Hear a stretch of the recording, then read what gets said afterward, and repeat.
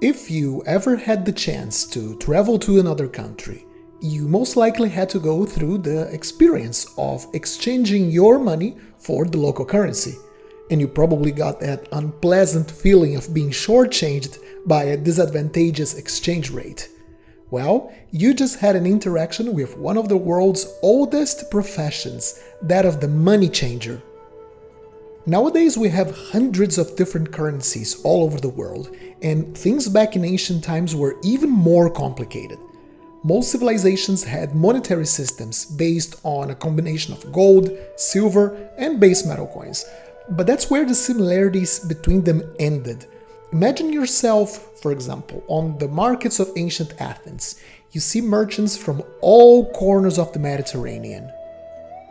A merchant from Corinth, another from Rhodes, foreigners from further away like a Persian from across the Aegean Sea, all of them carrying coins of different sizes and weights, and they all need to exchange it for Athenian money. You look at another table, and a merchant has just arrived from Aegina. He's going to stay in Athens for a few weeks and needs smaller denominations to pay for his everyday expenses, as people generally did not travel carrying small change. It's all a bit of a mess, right? Fortunately, the Agora is full of coin assayers and money changers to solve these issues, or, as they were called in Greece, the Argira Moiboi and the Trapesitai. Let's begin with the Argira Moiboi. Their name comes from Argyros, meaning silver, and Moibos, meaning exchanger. It was their job to handle the direct exchange of currencies. They were generally equipped with scales, testing tools, and had an extensive knowledge of the kinds of coins that showed up in the Agora. The Argira Moiboi weighted coins and precious metal ingots, assessed the metal purity of the coins, detected and withdrew counterfeit money, and determined the relative value between coins. Then we have the Trapesitai, whose name comes from the trapeza, meaning table, from where they conducted their business. The Trapesitai were more than just money changers. They were the bankers of sorts of ancient Greece. While the Argira Moiboi focused on exchanging coins, the Trapesitai offered a much more broader range of services. These professionals accepted deposits, maintained accounts for their clients, and provided loans, services that were essential for larger commercial activities. Merchants and wealthy individuals trusted the Trapesitai to safeguard their money, initially at the local temples, the safest places in all of the city-states, and later on private storage facilities. They also facilitated complex transactions, which could be too risky or difficult for an individual to handle alone due to the sheer volume of precious metals being transacted, or, of course, the risk of having so much money exposed to thieves. The Trapesitai also broke down large denominations into small change. Of course, both the Trapesitai and the Argira Moiboi would charge a small agio for their money-changing services, a fee over the value of the foreign coins exchanged for the local ones, which could be as low as 2% or sometimes as high as 10%, although records indicate that 4 to 6% were the most common rates. So now let's shift our focus to ancient Rome, where the financial systems grew even more sophisticated. Two key figures operated much like their Greek counterparts, the Numulari and the Argentari. The Numulari were similar to the Greek Argira Moiboi. These specialists were responsible for examining and exchanging coins.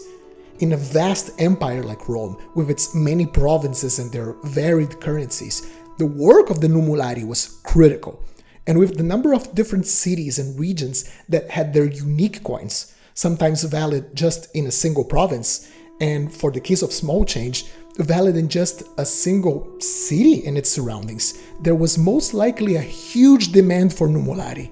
They ensured that the coins in circulation were genuine and accurately valued, using their expertise in weighting and inspecting the coins.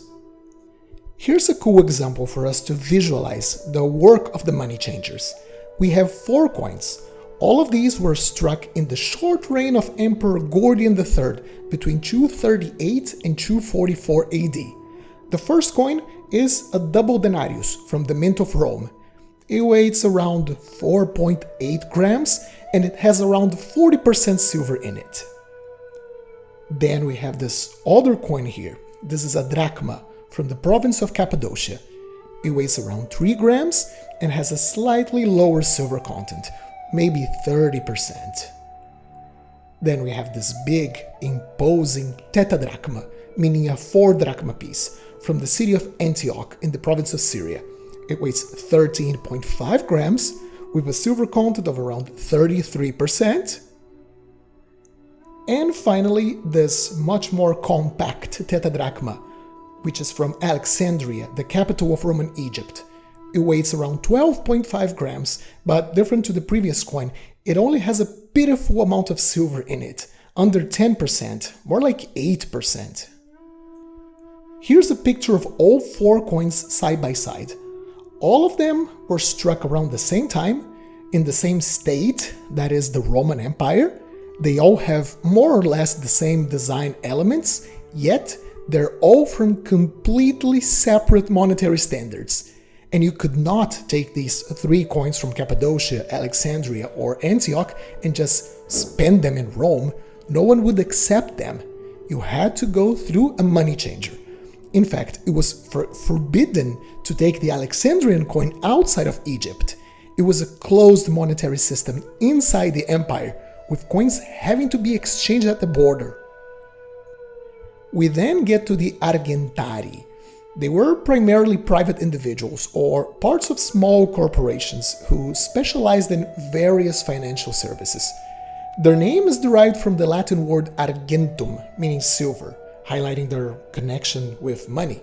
And their operations were a mix of what a modern bank and a notary would do, although of course in a much smaller and simplified scale compared to modern institutions. Apart from money changing, the Argentari, for example, accepted deposits from clients. These deposits were safe-kept first in temples, then later, during the imperial period, their corporations even had their own private strongboxes. Clients could have their money available on order, withdrawing funds as needed, or make them available to the Argentari to invest with it, receiving compensation for it after a fixed term. Remarkably similar to what an interest-generating savings account does today. They also issued loans, of course charging an interest. These loans could be short-term, often to finance trade, or long-term, like for real estate purchases. People could offer their property as collateral for such loans, and pawnbrokering or consignments for sale were also very common, with Argentari auctioning off property for their clients and charging a commission for running the auction, delivering the goods, and collecting payment. Just like a modern bank, they acted as intermediaries. The Argentari facilitated transactions between buyers and sellers. They held money in escrow during the sales of goods or property, ensuring that both parties fulfilled their obligations before the money was released.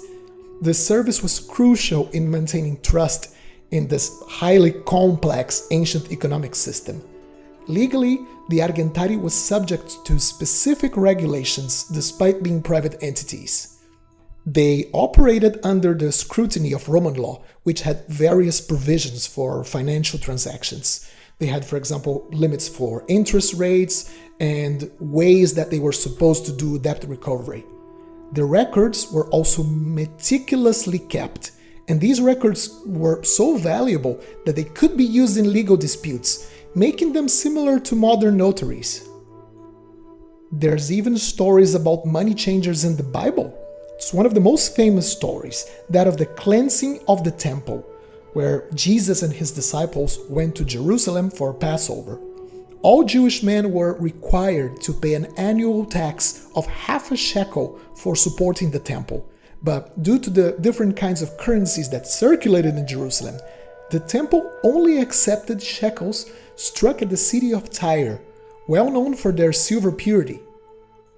Jews from all over the Mediterranean came to Jerusalem, but they carried with them their local home currencies, not accepted as payment for the temple tax.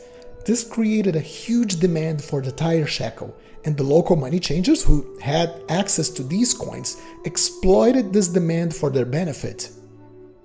A common interpretation as for why Jesus became so outraged when seeing so much trade being conducted next to the temple wasn't purely because he believed a temple and its surroundings were supposed to be a place of contemplation and prayer. After all, it was a common practice at the time, may it be for Romans, Greeks, or Jews for that matter, to conduct trade close to the temple. But he was rather reacting to the practice of money changers routinely cheating and overcharging the people.